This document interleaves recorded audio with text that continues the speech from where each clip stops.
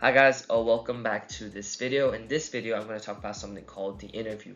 Interview is the most important part of science fair. That's where you sum down your 12 months of work into a 15-minute pitch. So it's very important you have an impressive and well structured outline.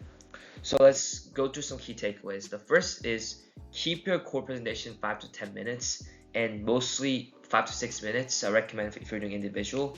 And you can kind of get away with it being slightly longer if you're doing team project, but that's because judges are going to get bored and you don't want to interrupt them mid-conversation because your judge is who grades your project. You don't want to keep them uninterested. You can use the rest of the time, like 5 to 10 minutes, for questions and answers.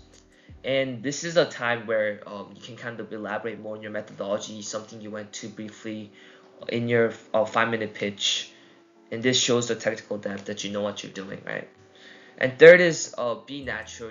The interview is not a monologue. It's don't make it sound robotic. Treat it like just explaining your project to someone you know, like your parent, your teacher, right?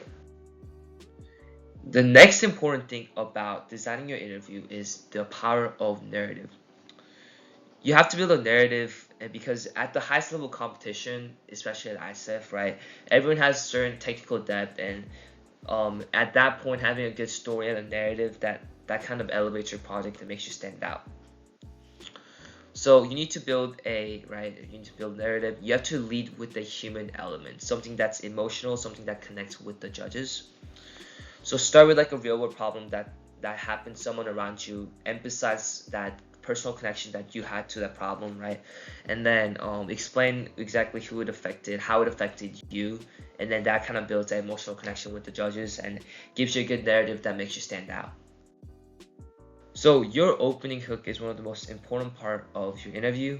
It pretty much decides the entire interview because it determines if judges are interested or not. Make yourself memorable in your opening hook. It could be something cheesy, like something corny. Just get your name out there, like say ladies and gentlemen, or something that really sticks to the judge. Next important part is reading the room. This is kind of the improvisation. So a thing about science fair is you have 5 to 10, right? A lot of judges. You don't have the same exact demographics of judges. So some are PhD judges, right? Some are just general. They just know briefly about the field that you're in. So depending on that, you gotta improvise a little bit, right? Watch their body language. If they look bored during a technical part, right? If they're not knowledgeable, maybe go a little bit more deeper. Maybe use less technical words if they're more general. Go more technical side to impress the judge if they're PhD or professors or things like that. And lastly, right, abandon your script when needed. Adding on to this, sometimes judges, you can tell, right, if they're bored and if they're just getting off track.